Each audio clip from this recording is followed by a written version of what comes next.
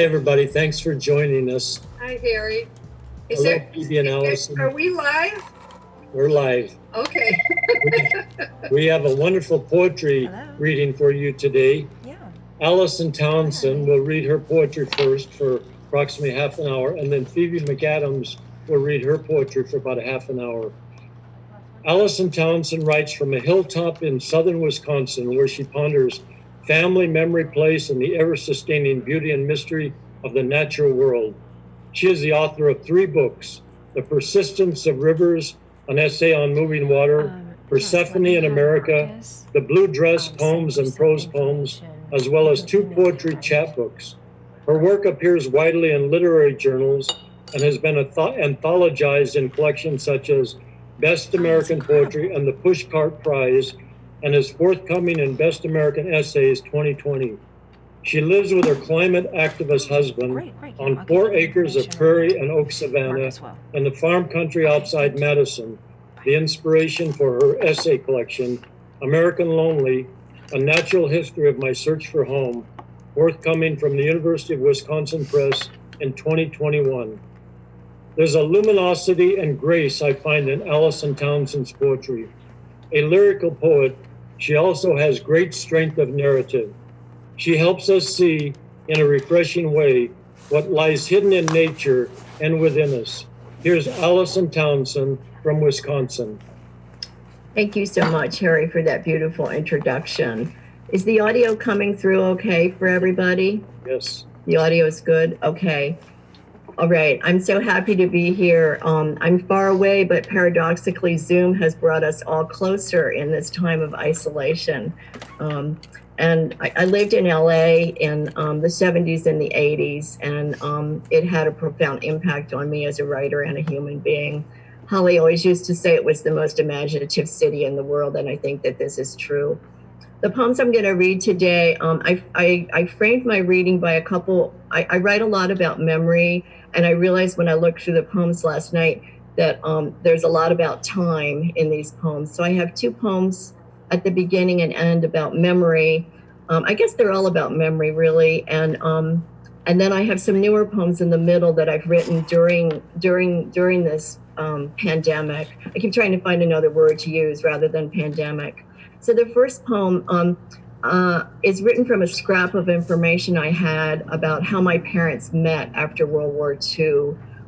They met at an Arthur Murray dance studio, but I know nothing other than that scrap of information. So this poem is my remembering or imagining what it was like. My parents' dance lessons, 1945. In the story my aunt tells, this is how they met. It's September, the war just over, the air crisp as the creases in my father's khaki pants, bright as his bronze star, pungent as the marigold my mother tucks behind one ear, the night they both begin for dance lessons, the Arthur Murray way at the Statler Hotel at downtown Philly. He's there to meet girls, of that I am certain, and she's there for romance, though I don't think that's what she would say. Both of them looking for something as intangible as the cigarette smoke that rises in old decal-edged photos. Everyone tough, glamorous, vampy. Perhaps there are dance cards, or maybe partners are assigned. The truth is, no one really knows about that moment when their glance catches and snags across the room, a fish line pulling taut as they place their feet on Murray's famous magic footsteps and start the slow luxury of reeling one another in. Music spills from a scratchy Victrola as she places her hand on his shoulder, feels the slight pressure of his palm against her back, and they begin to move together, her hesitant steps following his over-enthusiastic swings, until they are both lost in "The More I See You" or "I Don't Want to Walk Without You, Baby," the future stretching out before them like a polished, oak dance floor. I don't know if they went back for more lessons or how they learned to dip and twirl and slide together, though I once saw my father spin my mother completely around, her skirt floating out around her like the bell of a silk lampshade just months before she died. It's their story, after all, the one with the secret hidden deep inside it, like all love stories, bigger than we are or will ever be. Music from a big band coming up in the background, playing "You'd Be So Nice to Come Home To," while our parents swoop and glide in the spotlight, keeping back just enough of the story to make us wonder. My husband, who's an incurable romantic, said I had to tell people that that poem was on the radio some years ago, and it happened to be played on my parents' anniversary. So it's a very sweet moment. I sometimes write poems pondering strange things, and I was wondering, somehow one day I was wondering whether angels can have sex. Seemed an improbable sort of scenario, and it took me somewhere where I really wasn't expecting to go. I use the word guilt in this poem, and that's guilt like golden guilt, G-I-L-T, not guilt like you've done a bad thing. As it was on earth. Is the audio okay on this? Yes. As it was on earth. All evening I think of it, sex between angels, wondering if it's even possible or if spirits converse in some way we know nothing about. Light entering light, perhaps. No boundaries between cells, skin like air. Every moment edged in guilt, like the pages of family Bibles that left gold dust on their fingers when they were alive. Which they still are, aren't they? If we can imagine them this way, palpable as the summer morning when my brother and sister and I woke up, surprised that our parents, who always rose early, were still in bed. We ran to their room then, accosted them where they lay, sweat sheened and smiling, sheets and blankets pulled up to their necks. We giggled and growled and crawled up between them, drawn by the memory of the honey that had made us, all time cupped and held in that moment, as if then were now, the future not yet the past, but a story still being written, one where she does not die young in a hospital far away from home, the shaky stitches on the little felt donkeys she sews for us impossibly tender. His heart is not broken by a bad second marriage. He doesn't get Parkinson's or die falling to the floor in his apartment at the Albuquerque Grand. The day after he tells me he takes comfort from sparrows twittering in the pine trees outside his window. None of this has happened, and everything already has.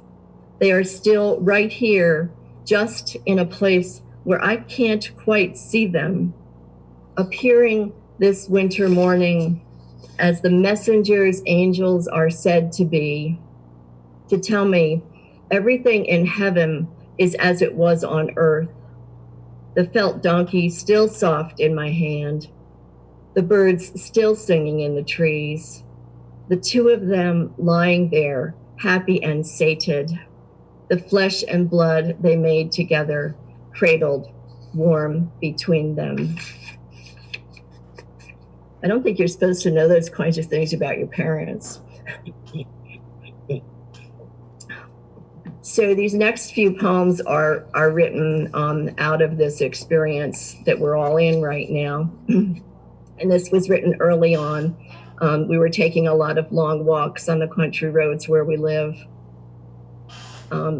While the pandemic rages, I think now it should be called while the pandemic escalates. And now, I need to tell you, first of all, I mentioned chorus frogs on this. They're a particular type of frog. I don't remember if they're in California or not, but they make a sound like running your finger down a comb when they start their song in the spring. And they're the first frog that we hear here while the pandemic rages.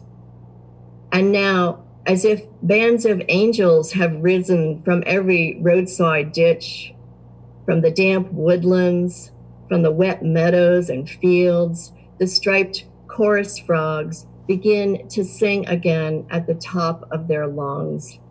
Each one's call a thumb run down a stiff green comb. We hear them, you and I, walking Wisconsin's suddenly quiet country roads on the second day of our state's lockdown, most of the nation sheltered in place, the enemy anywhere, invisible. But still the frogs sing, roused from their icy winter sleep, bodies thawed, they crawl from beneath rocks or logs into the small freshwater bowls of ephemeral ponds, voices raised in ancient celebration, pulling us to this silvery praise song, amphibian love call, trilling prayer that thrills us as we pass, with the possibility of what persists, whether we are here to listen or not.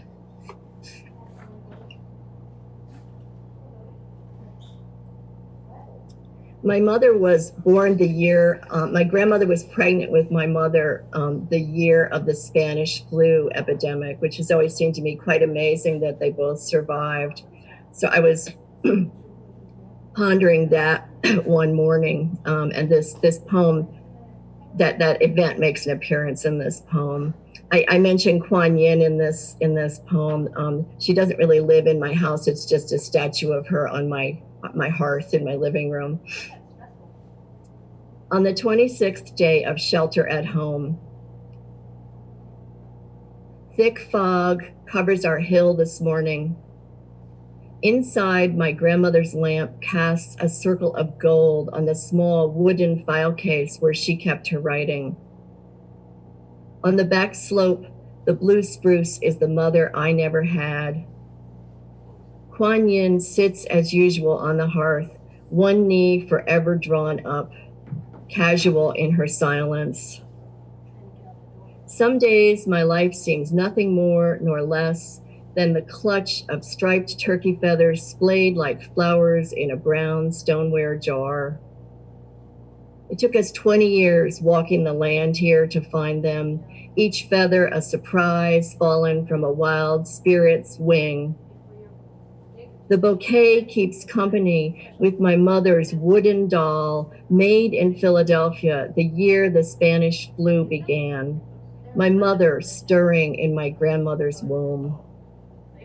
They both survived, and my mother lived 42 years beyond that, just long enough to make my brother and sister and me exactly who we are.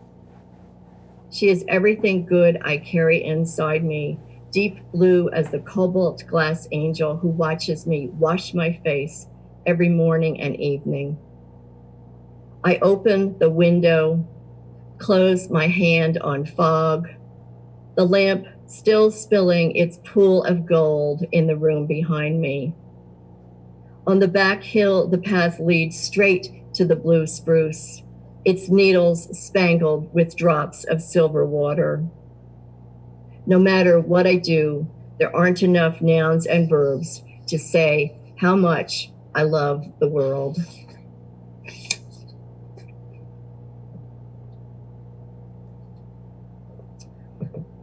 My father traveled for business sometimes when we were kids, and he would always bring us home a little surprise. And this poem is about those clamshells that you used to be able to buy. You drop them in a glass of water and a beautiful flower comes out of them. Phoebe, you're nodding. Do you remember those? Paper flowers. The clamshells my father brought home to us once from a business trip somewhere far away contained a secret. Tear off the paper band labeled Wonder Shell, submerge the clam in a tall glass of water, and it opened, flowers unfolding, blossoming inside the beaded, cold column like dreams, swaying under the ocean. I kept mine by the window, a liquid bouquet I couldn't hold. My little brother and sister and I lined up in our antique beds, each with a flower floating beside us like a tonic we could drink. The time remote as the print on the package that said, "Made in Japan." My mother was still alive, and it was before I knew how sadness waits rooted in the world.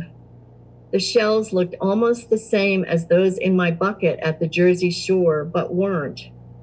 And I can't say why I think of them this late April morning on the 40th day of Safer at Home, or what it means that I remember how paper flowers unfolded, blooming in colors I still cannot find the right names for, though saffron, vermilion, and sapphire come close.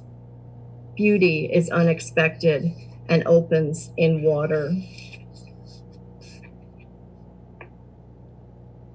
Like everybody else in the world, I seem to be spending an awful lot of time washing my hands. And it occurred to me that I should honor the soap. So I wrote a little ode, ode to the soap in my hands. I'm learning to wash my hands again, cleaning up after every time out, turning the lavender scented bar over and over in my palms the way my mother first taught me to with ivory, the big bar cut in half to fit my hands. I stood on a stool at the kitchen sink, rubbing up suds that covered my hands like pearly gloves. I soaped each finger down to the half moons rising in my nails and the weird knuckle bones, scrubbing deep into the wells of my palms, my lifeline obscured by foam. I made sure I got the boring backs of my hands, metatarsals splayed like bones in the feet of a frog, until all I could see was slippery froth. I rinsed it off, soap swishing away in a long line of bubbles like spawn, my skin squeaky clean in our artesian well water that ran cold as the beginning of time. Then I did it again, proud of what I'd accomplished, wanting to feel it all over, never dreaming how many times over the years I'd washed my hands without even thinking about it, the gesture automatic as breath, sometimes not even doing a good job, never knowing I'd recite the alphabet aloud or sing brown paper packages tied up in string to myself, as if the words my mother once sang, waltzing around the rose-patterned linoleum in our kitchen, a puppy in her arms, were really a prayer, or that this simple act might protect or even save me. My whole life balanced right there on an ordinary day when nothing will ever be normal again. One of my big events during this time has been to walk down, besides taking walks, has been to go down the driveway and get my mail every day. We have a very long dirt driveway. And we have a killdeer who lives by our field. They're a shorebird, but I really associate them more with fields because they scrape these little nests in the dirt and the pebbles. So this is called killdeer. Each afternoon, as I pass the field on my way down our long dirt drive to get the mail, my outing as the locking continues, the killdeer drags her wing along the ground, pretending it's broken, leading me away from the nest she and her mate breast scraped in pebbles and weeds. 60 years pass between one breath and the next, and I'm in the garden at Wild Run Farm, watching my parents plant corn, beans, tomatoes, peas. I hold the Golden Guide open to the picture of a tawny bird with a black and white mask, filled with wonder at what it means to identify a living being for the first time. Knowledge I'll store up the rest of my life. Meanwhile, the clouds scud past the souls of both my parents. There's a dirt-stained fingerprint on the page, mine or theirs. The killdeer swoops through me on slender wings, her high, plaintive cry, leaning me away from her speckled eggs. I have a whole shelf of field guides about birds now that might give me more answers, but only this one opens the book we call time. I think I'll finish up my segment here with a poem, Remembering My Father. Am I doing okay on time, Harry? Yes. I okay on time? Okay. My father smoked a pipe, which of course we all know isn't good for us now, but nobody knew that then. And I thought it smelled wonderful. And it made him seem quite magical because nobody else's father did that. And the part of the fun of writing this poem was getting to mention the names of the different kinds of tobacco, which range from the mundane to the delicious. So this one's called Pipe Smoke. It made him different from other dads, that polished briar pipe with the vulcanite tip, stuffed full of John Cotton or Foursquare or Half and Half, and then lit. The aromatic smoke drifting around him in clouds that stained the air blue for a moment, then vanished, leaving behind a scent like burnt peaches. He carried his pipe everywhere, cocked in one hand or tucked in his back pocket, along with an olive pouch that unrolled like papyrus to reveal tobacco, dense and dark, moist from the humidor where he stored it, with sliced apples to keep the moistness in. It was his ritual to remove a plug and work the strands free with his fingers, trickling the grains into the bowl he packed delicately as a hummingbird's nest. Then he tamped the tobacco close to the rim, loosening the top layer to ignite, the flame from his silver Zippo flicking out like a fiery tongue. He inhaled the smoke deep into his body, the pipe hissing and glowing like a small volcano's mouth.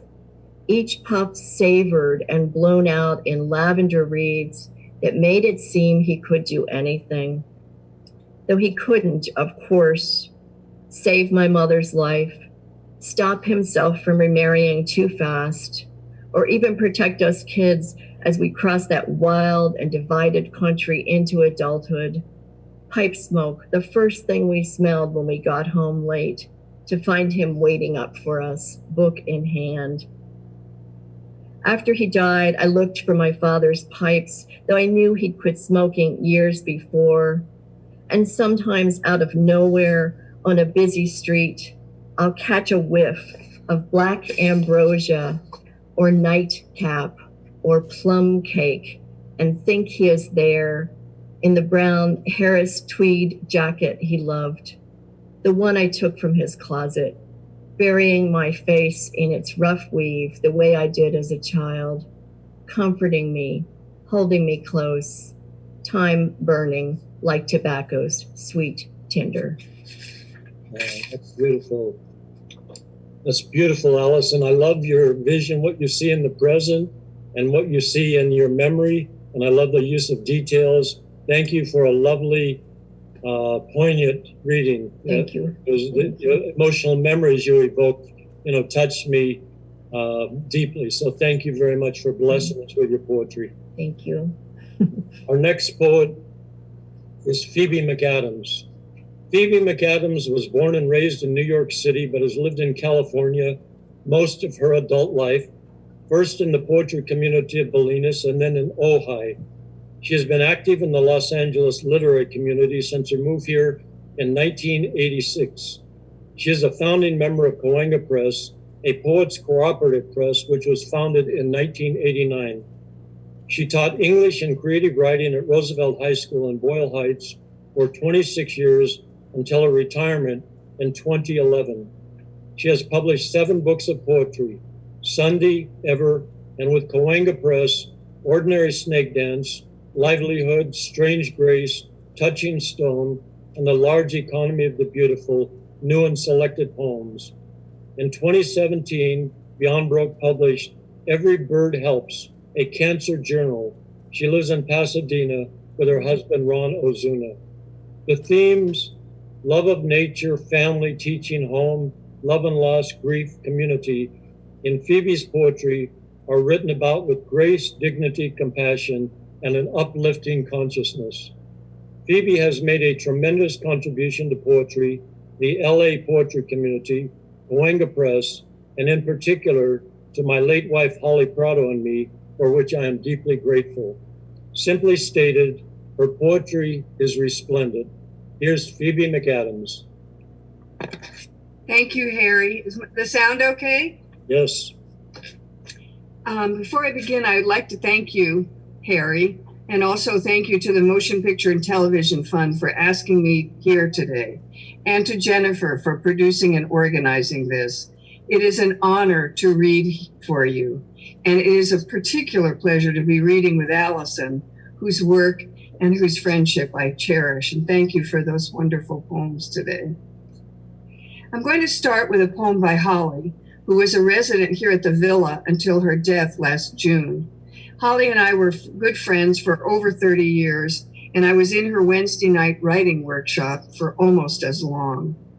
This piece is from her recent, I don't know if you can see that. Is it backwards? It's good. Okay. Good. It's from her recent publication, Weather. It tracks her journey through childhood to the beginning of her lifelong adventure in writing. Holly's pen became how she moved in the world. As I grew up, my mother let me sneak dabs of her perfume.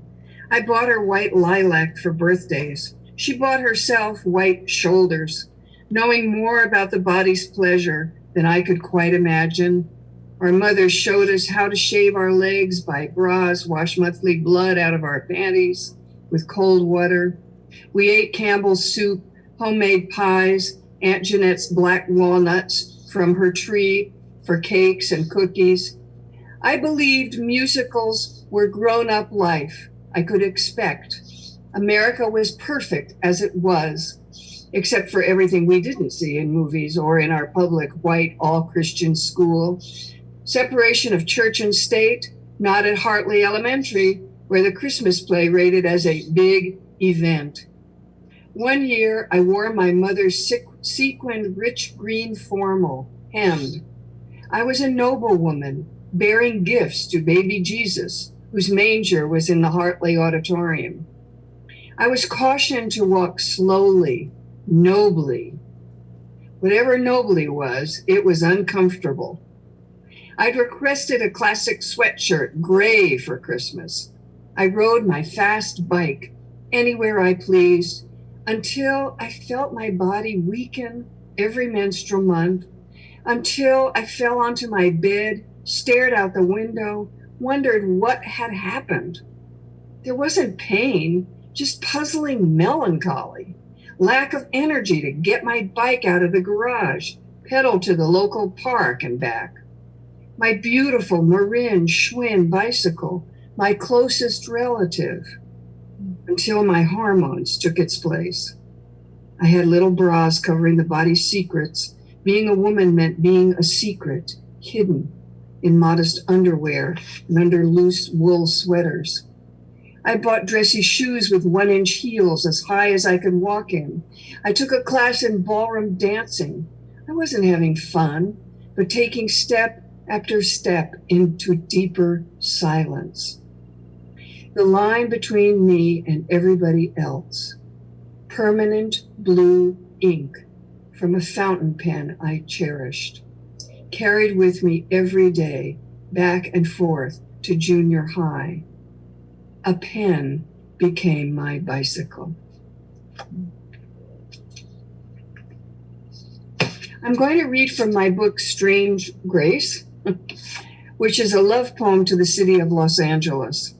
This book was published by Cahuenga Press, the press founded by myself, Harry, Holly, and Jim Cushing in 1989 with the purpose of publishing poets whose work we admire and respect. The book starts with a dedication to LA. Los Angeles, bending words around a page, is its own mercy.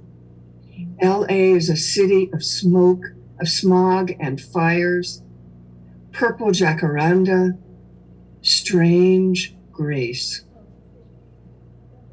The next piece I wrote after one of Holly's writing workshops in the home she shared with Harry on Mariposa Avenue. The sounds of the city. I drink vanilla decaf, grateful for the quiet, and also for the chimes next door, the rumbling city sounds, dog barking down the block. You can rest in the sounds of the city. Something's going on, not intruding, but you relax, knowing it's always out there. And although you do not have to, you can anytime just walk out the door and see about those chimes, check out that dog, or walk to Skylight Books to find out exactly what time the poet is going to read on April 14. Then go next door to Restaurant 62 and have a green salad with balsamic vinaigrette and a plate of pasta pomodoro. Or not. You can also stay exactly where you are and watch the daylight fade on the fragrant geraniums of Mariposa Avenue. Wonder where those people in the plane overhead are going anyway. Or contemplate the spring evening more generally. Have another sip of coffee. Settle in. It's Passover, you remember, and the angel of death has spared us again. Something is moving, not death, but a breath passes over us and also stays, sitting with us, saying, yes, that is what I meant. That is it, exactly.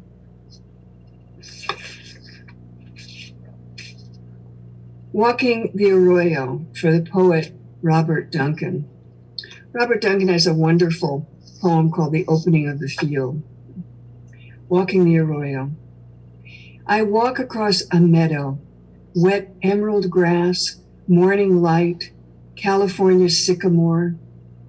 The sycamore fruit is a thorny ball, the scrub oak's leaves likewise prickly. Natural, what we can count on to be here, what loves this difficult place. 15 minutes from downtown Los Angeles is a meadow, and sometimes I get to walk there. The gratitude of trees. This makes a reference to fast plants, which are plants that my husband was a biology teacher, and these were plants that he grew very quickly in his classroom with his students. The gratitude of trees. The season turns into the first fire of fall, into trees full of heavy leaves, autumn moving along the edge of hot summer flowers, which become the autumn scent of sage as the air grows heavier and bluer. Beneath the quiet sight of you working at your desk is a lifetime of bleedings. But today you say you have learned about making your life as you hurry home with your fast plants and I start the stove, listening to the blue jays and the loveliness of evening. I don't know how to talk about God, but I know about the slant of warm afternoon light on telephone poles. I know about the sweetness of porches, and I know about the gratitude of trees. Grace Drive. I live in Pasadena on Grace Drive. Air warms up after welcome rain, like in those hot New York nights. Intimate windows opening on neighbors' sounds and lives, visitations through squares of light. I also remember the late afternoon sound of pages turning in the New York Public Library. Now there are mockingbirds and squirrels, the large Chinese elm growing in my backyard, orange, pomegranate, plum, ceanothus. I'm not really a country girl, but this is a place where I sit quietly. Sometimes people come to visit as a line of poetry or a thought. All Hallows. The light goes on suddenly in an apartment as I drive by on the dark freeway. All Hallows, this season of souls like a pumpkin, a light going on in the impossible dark. Amid the beauty of flowers blooming in winter, we get older in the Southern California way. Warm November days, cool nights. Flowers and death hold hands in the season of souls. During Dias de los Muertos, the arms of death are full of flowers. Every skeleton offers a marigold. Mortality is a blessing in the darkness. Nothing to do but treasure and then let go. The season, the grammar, the glamour. Halloween again, time, the magic of words and weather, the magic of rest. In Holly's workshop, we learn the connection between grammar and glamour, the glamour of dictionaries, the witch's grimoire. I knew it all along, the pull of language, good speak, and those who weave the magic. I married in its spell, words read by a river, irresistible, the siren song. Today, the holiday begins, the long pull of spirit, the glamour of words. We speak of it, etc. This is a poem about menopause, actually, etc. I wake up groggy after another night of hormonal confusion. Roberta tells me to remember what Bette Davis said. What? Fasten your seatbelts, it's going to be a bumpy night? No, she says. Getting old is not for sissies. We laugh again. But anyway, I wake up groggy after another night, etc. and climb into a morning of poetry that arrives like a gift after my awkward scramble. Poems wait as a clearness, a loveliness, asking nothing but that we meet them and recognize their lovely cadences, those white spirits that move like candles amid the clutter of our lives. Yes, we are born to suffer, grow old and cranky, etc. But you are there among us, poems, something that glows, beautiful, etc. A stainless waiting for Harry Northup. Some pennies on the desk, a pen, a jar, accumulations. Not always, but sometimes I do despair. Sometimes a deep unworthiness. Inside is a stainless waiting. And these two poems are from a section of this book, which is a daybook. A daybook is a form I love, tracking your daily life day by day. Titles are all dated. April 3rd, 2005. My poets are dying, one after another. Corso and Ginsberg and Dorn and Ted Berrigan, and now Big Bob Creeley, who taught me how to live. A poet with a family, a voice I love, spare frame, New England manner. Bob and Bobby in the house on Shelf Road in Bolinas, warm kitchen, always open to talk and company. Quote, when people die, they go from outside to in, said Ted Berrigan. They're here, now. May 13th. I have let all my thought balloons loose and sit on a cliff overlooking the Big Sur coast, read Robinson Jeffers, Gary Snyder among the buckwheat grass, the young blackberry bushes, the lupin and the cypress. We walk a mile on Sand Dollar Beach, watch the surfers out beyond safety. I natter and fret about this and that. Am I doing right? Am I focused? 2 swallows fly by swooping and dipping, yellow belly underneath pointed tails. Do I work too hard on what does not matter? Am I spending too much time on the inessential? The underside of a swallow is golden.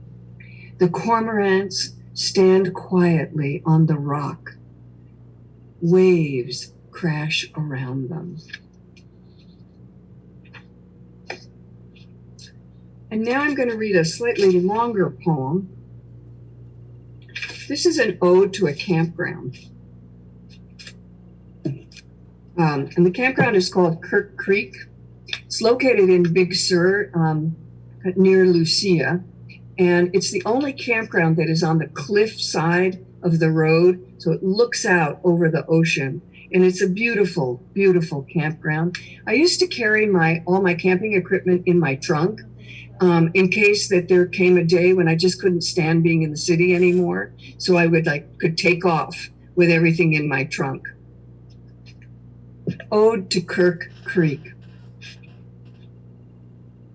At the edge of the American continent, space and specific sky, lots of it. Water.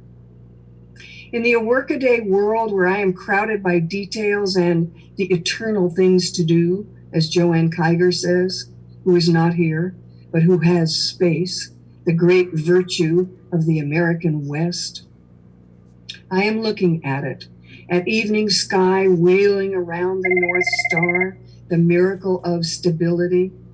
I am looking at the bay and at gray whales blowing seawater from blowholes as they twist huge bodies up and around.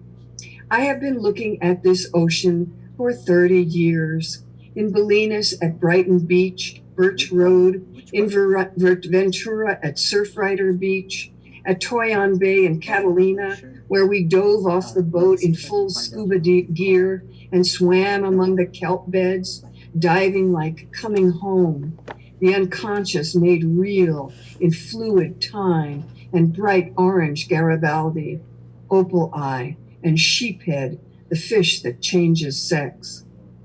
We moved in dream space through the deep, aware of its danger.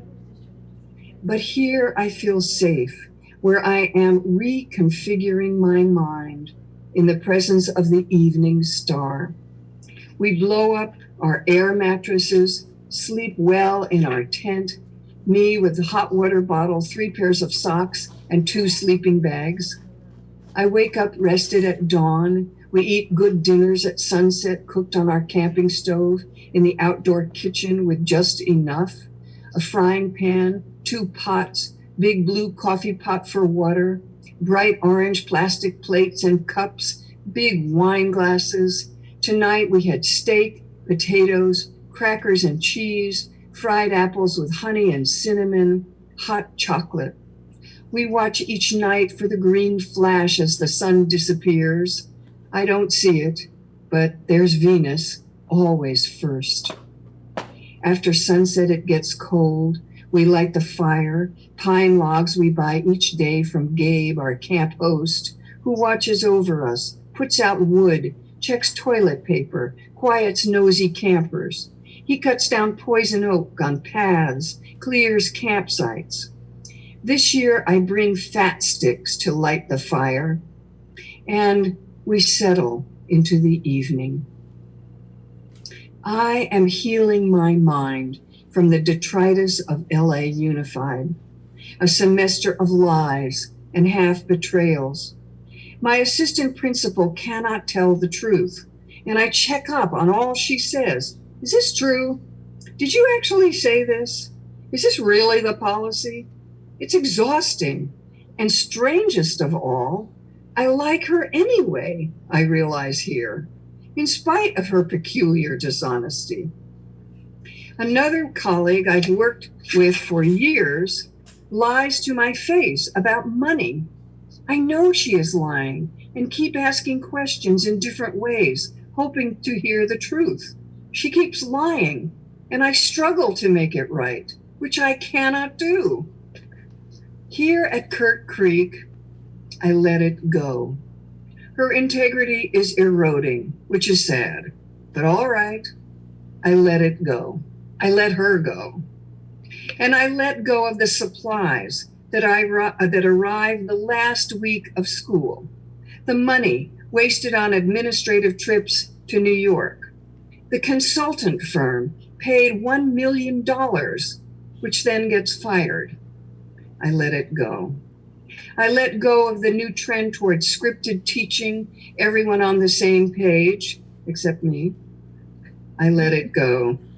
I let go of the hours wasted in pointless meetings, filling out pieces of paper that no one reads or cares about. I let it go. I let go of the schedules that test students on work they have not had, tests that last 4 hours a day for 6 days. I let them go.